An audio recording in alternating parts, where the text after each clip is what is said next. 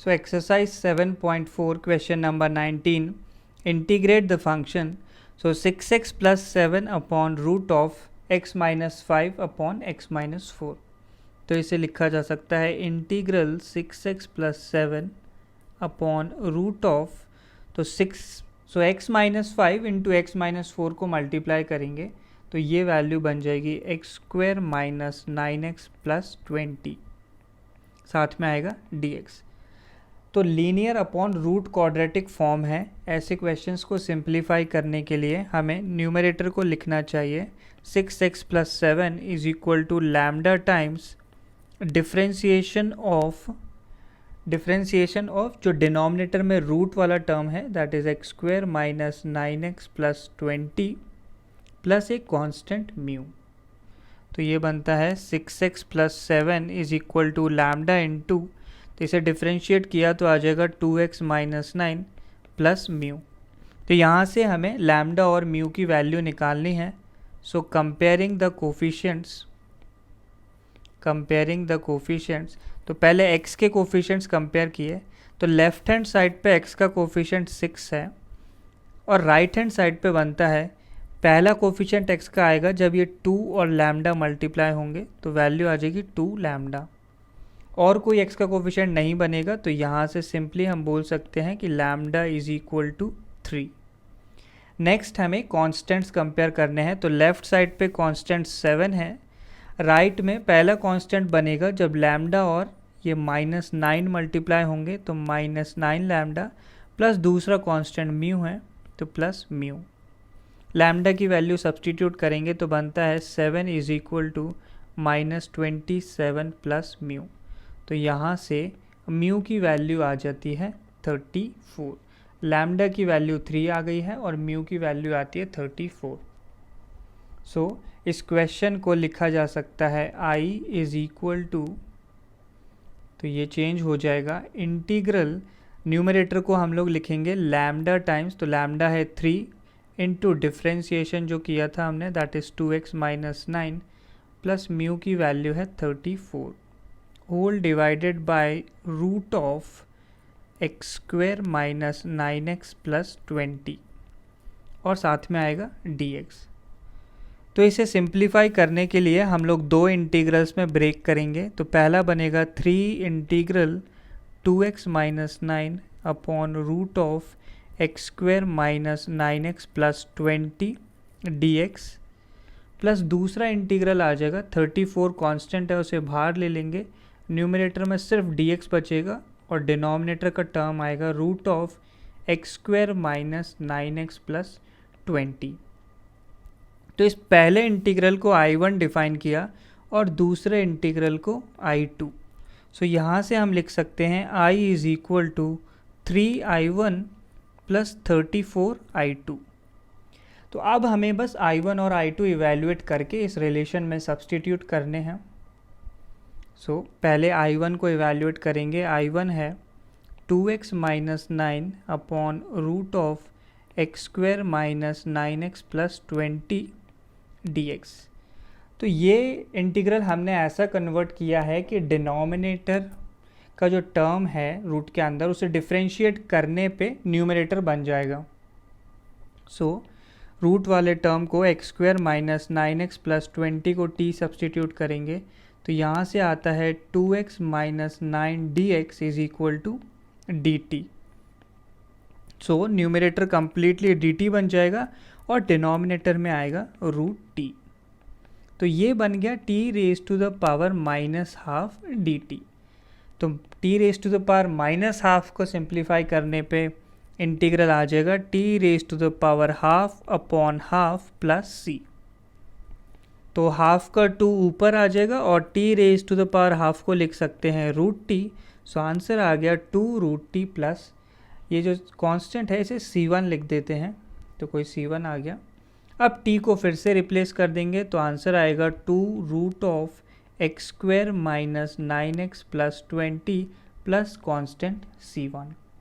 सो ये आ गई है हमारे पास फाइनल वैल्यू ऑफ I1।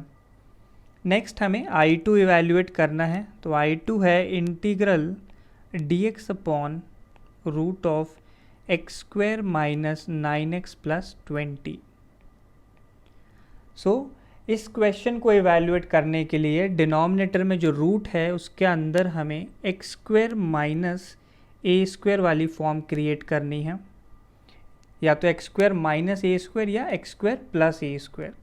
सो इसे बनाते हैं तो x square minus 9x plus 20 है, इसे लिख सकते हैं x square minus 2 into 9/2 into x plus 20।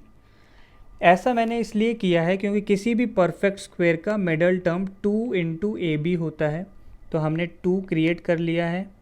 X square पहले से लगा हुआ है, उसके लिए एक्स है मिडल टर्म में, तो केवल रह गया 9/2। सो एक परफेक्ट स्क्वायर क्रिएट करने के लिए हम लोग 9/2 का स्क्वायर ऐड करेंगे और 9/2 का स्क्वायर ही सब्ट्रैक्ट भी करेंगे।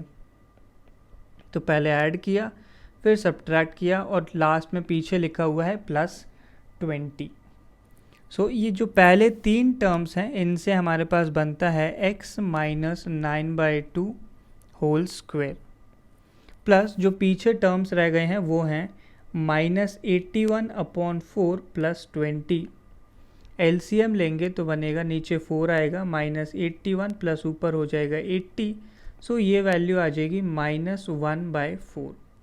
तो इसको हम लोग लिख सकते हैं माइनस ऑफ हाफ का स्क्वायर।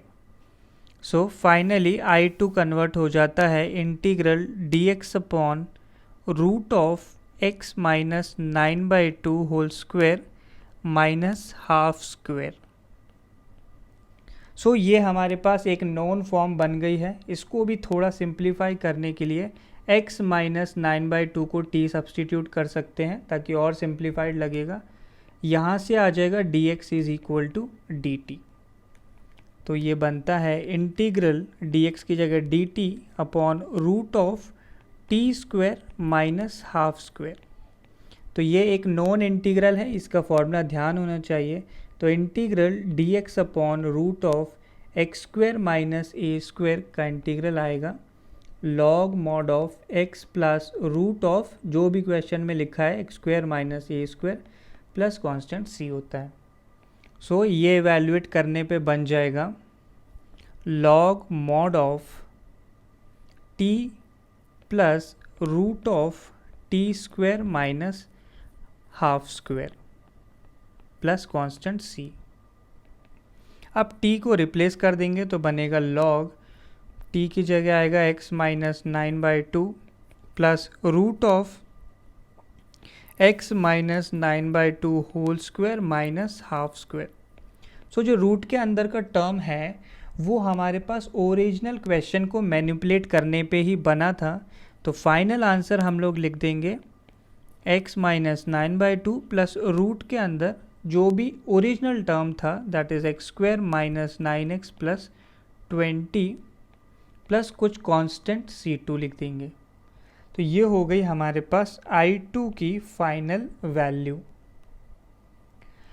तो हमें तो I इवैल्यूएट करना है। I को हमने लिखा था 3I1 प्लस 34I2। तो I1 और I2 की वैल्यू रखेंगे और आंसर मिल जाएगा।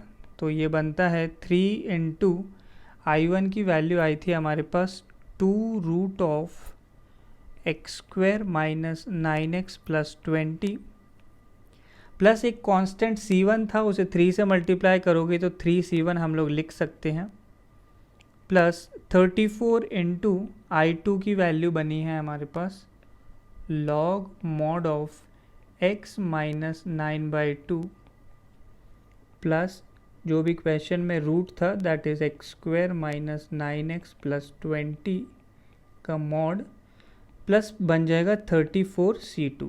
तो ये 3c1 प्लस 34c2 एक नया कांस्टेंट बन जाएगा। तो फाइनल आंसर आता है हमारे पास 6 root of x square minus 9x plus 20 plus 34 times log mod of x minus 9/2 plus root of x square minus 9x plus 20 plus कुछ एक नया कांस्टेंट k। तो ये हो गया हमारा फाइनल आंसर।